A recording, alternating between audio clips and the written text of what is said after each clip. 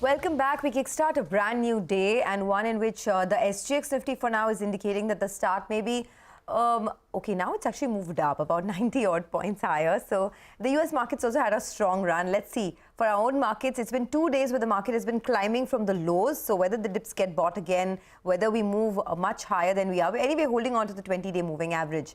Our research team is here to give us a list of top 10 stocks. So Anuj, what are you looking at today? Sonia, there's something happening in the tier 2 banks for the last many days now. There's quite a bit of buying, and I think that's the area perhaps we could focus on. IndusInd Bank, I think that's the one which sort of defended its 20-day moving average. So that could be one stock to focus on. City Union Bank, I think it's been the strongest among the tier 2 banks for the last 1 month or so. So that's another stock that I'll keep on my radar. Keep in mind, most of these stocks are overbought. But right now, there's a bit of a momentum here.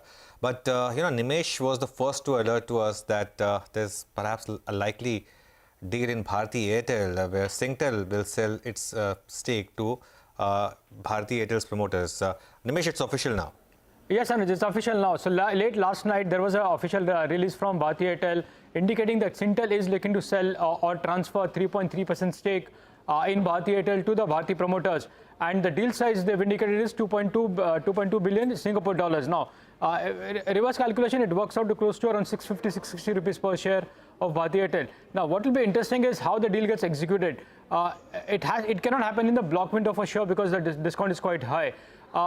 Given the statement that there's going to be a transfer and further equalization of stake within the two entities, which is Singtel and Bharti promoters, there could be off-market transaction as well. If it happens off-market, the entire overhang of supply will be out of the way. So, execution will be important to track. I really don't know how this deal will be executed on screen or off screen. But in a very important development, Singtel has indicated that they're going to sell 3.3%. After this stake sale, Singtel will hold close to 10.5% stake in Bharti Airtel, and Bharti promoters' stake will go up to 39%. Both are classified as promoters, so there is a very high likelihood that because it's an interstate transfer, it can happen off-market as well. There are tax angles to that, but really execution will be important. But the big overhang seems to be out of the way with the fact that Singtel has indicated that they're going to sell 3.3% stake in Bharti Airtel in the next 90 days from now. Right. Nimesh, what is driving this? I mean, there is equalization, further equalization, etc. But what is the motivation to do this, and how should one look at that from a structural point of view? Well, Prashant, I was just chatting with some large clients and investors, and the overall feedback is look at the kind of transactions Singtel has done globally as well. They are reducing their stakes in various portfolios, and as a part of overall Singtel strategy to reduce stake in some of their other investments as well. As part of that strategy, they are selling some stake in Bharti as well. That's the overall feedback that I got on the rationale on why Singtel is looking to sell stake. The important part is, Prashant, here that the promoter entity, the Bharti promoters, are willing to buy this entire 3.3%. So it looks like there is going to be no supply in the market. It's going to be an interstate transfer between the two promoters. So on face of it, nothing changes. It's basically a shift from Singtel to the Bharti promoters. But the only reason, what I understand, is Singtel is sparing stake across the globe in their investment companies, and Bharti is part of it as well. And I mean, the fact that Bharti promoters are buying this is would they have like a ROFR or something, Nimesh? Would you know?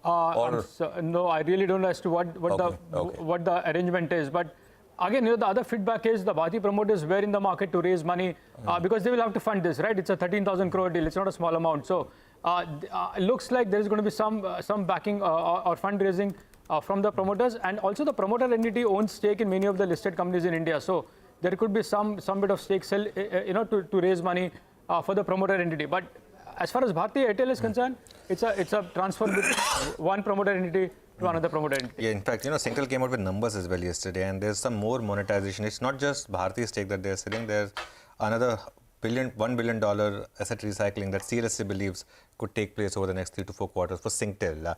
But Nimesh, the other one that you're tracking is Rbl Bank. Some massive inflow yesterday in the stock. That's right, Anuj. So the stock is actually entered the FNO ban on the last day of the expiry, but there were huge volumes yesterday. There was an indication that one of the long-only funds seems to be an active buyer, but now there is an official. I mean, the block deal data discloses that college pension fund has bought close to 45 lakh shares, which works out to close to 50 crores of worth of RBL Bank yesterday. Now, first time, after the entire crisis which came out in RBL, a big long only fund has entered and they've bought 45 lakh shares. So there was high delivery, a bit of short covering as well in RBL Bank yesterday. I was just looking at what this fund does and how big is it. Globally, they manage assets under the total asset under management for this particular fund is over a $1 trillion. So it's a large fund. They manage a lot of assets globally, and they have an exposure in India as well. And this is a big name that has come in RBL Bank yesterday with that college pension fund buying close to 45 lakh shares. The average price is around 108, and the stock intraday went to 125 as well. So short covering as well as one big fund coming in is seen as positive for RBL Bank. Actually, it's interesting, this also comes on the back of RBL Bank adding 2 eminent members to its board of directors. That happened last week, Gopal Jain and Dr. Sivakumar Gopalan. And then before that, RBL Bank's earnings were also not too bad. In Q1, their stress has reduced quite a bit. Their balance sheet is stabilizing. So a lot of positive news flow coming through. And now, as Nimesh pointed out, this news flow as well of, big funds putting in money. So that's perhaps one of the reasons, a couple of reasons why RBL Bank has been doing pretty well lately. Thanks, Nimesh, for that. Well, let's move on. Ekta is tracking the pharmaceutical space. Ekta, over to you. Thanks for that. Well, I'll start with Lupin because, there were 2 developments which took place post-markets yesterday. Remember that Lupin was significantly lower in yesterday's trading session. So the first is that they've received US FDA approval for an inhaler drug, which is basically around $300 million in terms of size in the US. So the company is estimated to make around $10 to $15 million from the drug. So not that much of a big approval. The other piece of news is the company is going to acquire 2 brands from the diabetes space from Boehringer Ingelheim for around 26 million euros. These 2 brands are already being sold by Lupin under license in the Indian market. So it's not that big in terms of an earnings development. So I assume that the uncertainty with regards to Spiriva generic, which is now taking more precedence in the stock, is probably going to weigh on the stock in today's trading session as well. Eris Life, CNBC-TV18 has not verified this report independently, but they have indicated it to us in the past as well that the company is scouting for acquisitions as a part of strategy to diversify and grow. The company is looking to grow beyond the cardio-diabetes space. They're looking at acquisitions in the vitamin space.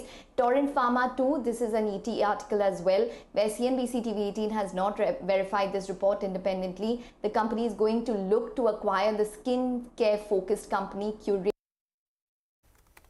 Oops, I think we can't hear you, Ekta. So what we lose, we'll try and come back to you. But I think we've got a lot of pharma stocks to track today. But let's also go across to Abhishek. Some more stocks that are in the news. Abhishek, over to you.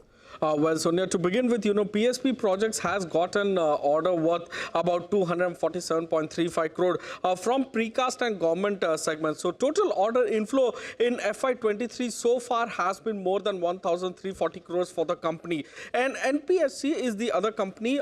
Their subsidiary NHPC Renewables, has signed an MOU with Government of Rajasthan for development of a 10 megawatt ultra mega renewable energy power park. So this will be done either via EPC or developer mode by NHPC REL. These are the 2 stocks on radar. Back to you. Okay, Abhishek, thanks for that. Let's go across to Sonal. She's watching out for some oil and gas stocks. Sonal? Oh yes, oil is on the boil again at that $102 barrel per mark, and it happened overnight after a lot of volatility that crude prices they climbed up, and that happened because concerns were there that US will not consider additional concessions to Iran in the nuclear deal, and that's why that move that we saw on Brent at that $102 per barrel mark, WTI at $95.6 per barrel mark. Additionally, ONGC will also be in focus because PTI has reported that the company has relaunched its tender to sell gas from the KG basin at a price of $15 per MMBTU. They say that company is looking to capitalize the global surge in gas prices that we have been talking about, and bids are for the sale of 0.75 MSCM gas per day. So that is something that could be positive for the company, and these 2 stocks will be in focus today. All right, thanks a lot for that. So a lot of stocks to talk about actually. But here's a quick recap in case you missed out on any. Stocks with positive news flow. There's Bharti Airtel, RBL Bank, ONGC, Oil India, HOEC, Eris Life Sciences, Torrent Pharma, PSP Projects and NHPC.